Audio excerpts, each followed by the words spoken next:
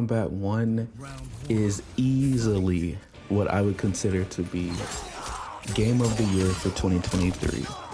And I am well aware that fighting games almost never win Game of the Year. I'm not even sure exactly why that is. Maybe it's because they have a higher barrier to entry. In terms of skill, like you have to actually spend time learning the combos, getting them down, not just learning them in practice mode, but can you actually pull this off against an opponent who is actively blocking and trying to do their combos on you. And so maybe that has something to do with it. I'm not sure, but this, for me personally, it is Game of the Year, hands down, and wins by a landslide, even over another fighting game like Street Fighter 6, and for a few different reasons. One, I mean, let's just talk about the first thing that comes up in any video game, the graphics. I think this is easily one of the best looking PlayStation 5 games. It's up there with God of War Ragnarok. It's up there with Spider-Man 2, Final Fantasy 16. The visuals are incredible. And actually NetherRealm Studios overall, I think they have a reputation for consistently pushing console generations forward in terms of what they're capable of in the graphics department. Even if you look at the jump from MKX to MK11 on the PS4 itself, that was a huge leap forward in terms of graphical fidelity. And so I'm just really impressed with the way this looks overall in the presentation. As to the roster itself, so the roster is probably the number one thing that can make or break a fighting game. If you don't have interesting characters that are varied meaning a lot of the characters play in a unique way, no one's picking up that game. Now, I will say that there are some characters that are kind of similar, at least in terms of the way they look and play. Like you have Sub-Zero, Scorpion, Katana, Melina. Even those characters kind of play different, I would say. So this roster actually brought back characters from what's called the 3D era. You have Ashra, Natara, Serena, who's a cameo. You have Havoc, Reiko. We haven't seen some of these characters in a new Mortal Kombat game in like 17 years. So seeing them again in kind of their refreshed designs, it's really refreshing, especially Ashra. She and General Shao and Scorpion, those are probably my three main characters right now. But Ashra's redesign from 17 years ago is probably God tier. I think what they did with her redesign is perfect. She looks awesome. I think Shao is probably the best he's ever looked. Before this game came out, he looked the best in MK11 is what I thought. But I think he looks even cooler in this one. Well, mainly when he has the mask on. I'll be honest, not so much when he has the mask off. What else? Oh, even the cameo characters overall look great. And they do add a lot of options to gameplay. And I guess that kind of... Oh, one more thing about the roster. The roster is considerably bigger than Street Fighter 6's roster. This video is not meant to be a Street Fighter versus Mortal Kombat thing. It's just like Street Fighter 6 released with like 16 characters.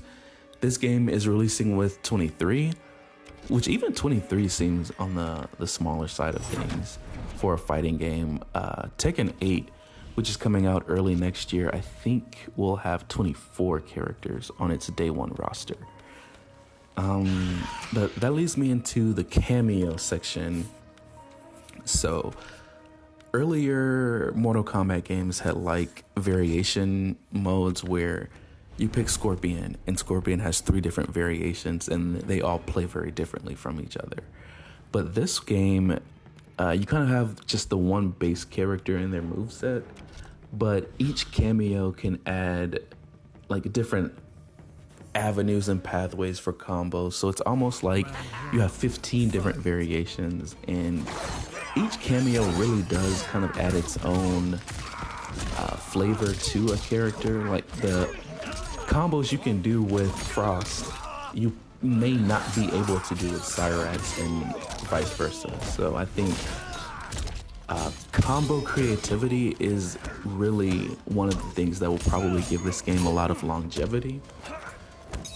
Just because there are just multiple avenues to get to high damage. There are multiple ways to do 30%, multiple ways to do 40%. There is no one best combo, which is what I love. And I think that was definitely the case in MK11. You find the one best combo to do with a character and you watch the same animations over and over again. But with this one, again, it's like you have 15 different variations. So you have 23 characters who each have 15 different variations. There are so many different options. I'm still seeing new things in the game and expect to even more going forward as new cameos come out, new characters. I think for each new cameo that releases for the game, that will probably do wonders for the game's longevity, even more than another base roster character coming out. Which, let's get to the DLC characters that have already been announced. So we have Omni-Man, Homelander, that John Cena character, I can't remember his name. We have Takeda, Quan Chi, who is my favorite Mortal Kombat character, and Ermac, who is also one of my favorites. That is the one thing that I will say was missing from the Day 1 roster. The Sorcerers are my favorite types of characters, even over the ninjas, anything. I love the Sorcerers. So the fact that Quan Chi and Ermac weren't Day 1 was kind of sad. But they are at least coming very soon in the form of DLC. We did have one Sorcerer, kind of Shang Tsung, but I just like Quan Chi and Ermac better than Shang, to be honest. Let's talk about the stages. So each stage has anywhere from 2 to 3 different versions. Some have a daytime version and a nighttime version. Some have like a sunny weather and a stormy weather version, and they feel completely different based on which one you pick. And it really does make it feel like a whole different stage. I really like that. And I like the depth as well. They have a lot of depth. They go in pretty far. Like you can see cars in the background, Johnny Cage's mansion. I thought it was pretty cool. The music is probably the best I've ever heard in an MK game. And each stage has like a 10-minute score, and each one is amazing, to be honest. I really like the one for the Dead Forest and the Pyramid. The Pyramid, and that's another thing, each stage of the Pyramid, because it has the 3 different versions, has a different score, and I think that is super cool. As for the story, this is probably, again, the best story that an MK game has ever had. Yes, I know a lot of people love MK9's story. A lot of people think MK9 is the best one still. I disagree. I think the base roster for this game is better than MK9's. I think the story for this one is better. I think each character had a very clear and understandable motivation. I think my only complaint would be that I wanted more, which I guess that's how you would know if a story is good, if you want it to keep going, if you don't want it to be over. I guess you could say that for any story that you like, so I guess you can take that for what it is. But yeah, just overall, I think the game is, it has a cool factor, which I think some games lack. Like take Street Fighter 6 for instance. It's just very cartoony. Like I like Street Fighter and Tekken, honestly, but I feel like Mortal Kombat, realistic is not necessarily the right word to use. Well, mature. Let's say Mortal Kombat is the only mature fighting game that I think exists.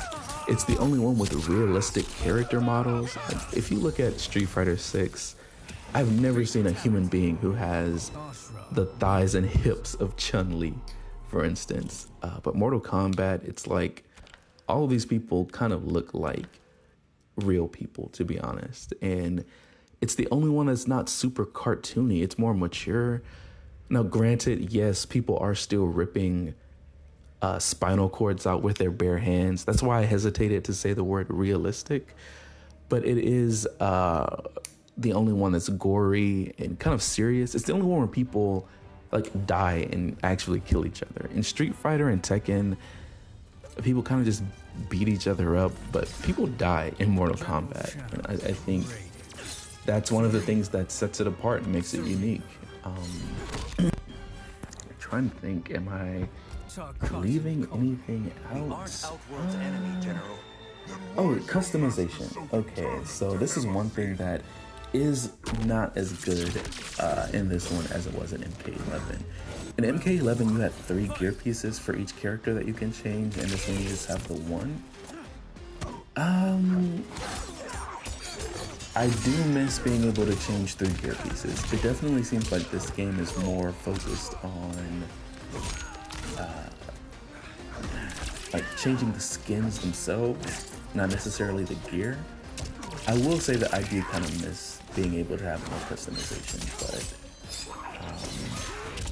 I mean, it's fine. Also, MK is the only fighting game that has in-game voice chat, which I think that is sorely missing from other fighting games. Being able to talk trash to your opponent while you're actually in the fight, I don't know why other fighting games don't do that. It's a competitive game, and even if you're not talking trash, sometimes just saying like, I've had instances where, hey, like you can get more damage if you do this, why are you doing this? The more cordial conversations usually happen in a casual fighting mode. If you're in Combat League, it's kind of, yeah, people are talking trash, doing anything to throw you off your game. You can mute them, of course, if they're being too ridiculous or obnoxious, but I haven't come across that yet. What else? Oh, so Invasions mode. I think Invasions mode can get repetitive, but it's a great place to test out a new character or a new cameo, and it really is the best way to rank up your character and your cameos, and to unlock skins. You unlock so much just playing through Invasions mode. And I think the skins are really awesome. The one, like, each season has its own set of skins for each and every character, and so you really want to make sure that you play all the way through, so that you can make sure that you're getting everything that you need in terms of skins if you want. And you only unlock things, well, not only, but primarily for the character that you're playing. So if you're playing Sub-Zero and you play through Invasions, you will primarily get things for Sub-Zero. Before, it was kind of random, like in MKX, MK11. So I think that's a lot better in this game. So I'm really looking forward to seeing what NetherRealm Studios has for us going forward with this. I think this game can absolutely have a 4-year lifespan easily, especially if they continue to give us good content for it, good combat packs, with cameos and base characters. I could easily see 2 characters coming out each month for this if they really wanted to. Yeah, so let me know what you guys think about it in the comment section. I'm very eager to kind of take the pulse of how everyone else is feeling about the game. Like I said, for me, it's my game of the year. Yes, I know other games like Spider-Man 2, Hogwarts Legacy, Street Fighter 6, Starfield.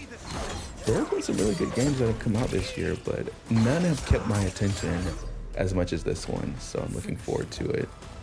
Let me know what you guys think.